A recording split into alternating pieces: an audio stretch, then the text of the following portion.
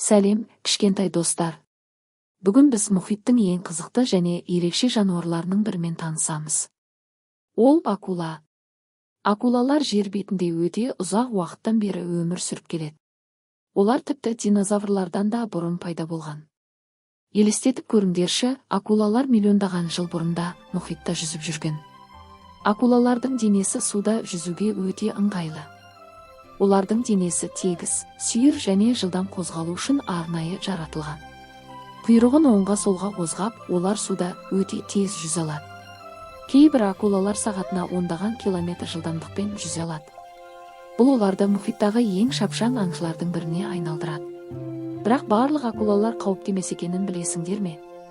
Иә, көп адамдар акулалардан қорқады, бірақ олардың көпшілігі адамдарға мүлде зиян келтіреді. Кейбір акулалар өте кішкентай болады, ал кейбіреулері алып болып келеді. Мысалы, ең үлкен акула кит акуласы. Ол өте үлкен болса да, тек кішкентай планктондармен қоректенеді.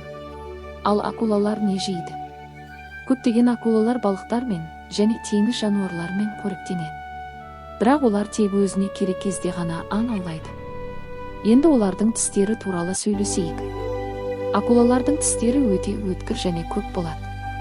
Бірақ ең қызығы, егер тісі түсіп қалса, оның орнына жаңасы тез өсіп шығады. Яғни, акулалар өмір бойы жаңа тістер өсіре алады. Қандай керемет, иә. Әлемде акулалардың 500-ден астам түрі бар. Олардың әрқайсысы әр түрлі көрінеді. Мысалы, балға басты акула басы ерекше пішінді. Оның басы балға сияқты болып келеді. Бұл оған айналасын жақсы көруге көмектеседі. Ал кішкентай акулалар өте сүйкімді болады. Олар анасымен бірге жүзіп ойнап айналып жүреді. Акулалардың тағы бір ерекше қабілеті бар. Олар суда өте әлсіз қозғалыстарды да сезе алады. Бұл оларға алыстағы балықтарды табуға көмектеседі. Тіпті қараңғы суда да акулалар өз жолын оңай таба алады. Кейбір адамдар акулалармен бірге арнайы суға түсіп, оларды бақылап көреді. Егер акулаларды мазаламаса, олар тыныш болады.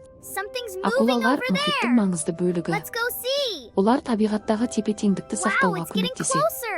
Егер акулалар болмаса, теңіздегі көптеген жануарлардың саны өзгеріп кетуі мүмкін. Сондықтан біз мұхитты қорғауымыз керек. Суға қоқыс тастамау, табиғатты сақтау өте маңызды. Өйткені таза мұхитта балықтар да, акулалар да бақытты өмір сүреді. Тағы бір қызықты факт. Кейбір акулалар ұйықтаған кезде де қозғалысын тоқтатпайды. Олар баяу жүзіп жүріп демалады. Қандай ерекше жануар, солай емес пе?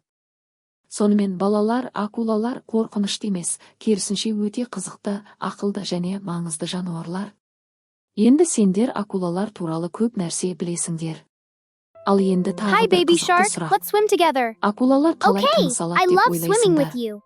Акулалар да басқа балықтар сияқты желбезек арқылы тыныс алады. Су олардың аузына кіріп, желбезектерінен өтіп оттегін береді. Сондықтан кейбір акулалар үнемі жүзіп жүруі керек. Егер олар тоқтап қалса, тыныс алуы қиындауы мүмкін. Сол үшін олар әрдайым қозғалыста болады. Тағы бір қызық нәрсе, акулалардың иіс сезуі өте күшті. Олар судың ішінде өте әлсіз иісті де сезе алады. Мысалы, алыстағы кішкентай балықтың иісінде байқап қояды. Ал олардың терісі де ерекше. Акуланың терісі ұсақ тістер сияқты қатты қабыршақтармен қапталған. Бұл оларға суда жеңіл әрі тез жүзуге көмектеседі. Сондықтан акулалар тек күшті ғана емес, өте ақылды әрі ерекше жаратылған жануарлар. Егер видео ұнаса, лайк басып арнамызға жазылыңдар. Ал біз келесі видеода тағы да қызықты жануарлармен танысамыз. Мен қоқысты жинаймын, мен де көмектесемін. Қандай керемет, біз достармыз. Мұхит тазаланып жатыр, біз қуаныштымыз. Аяқталды.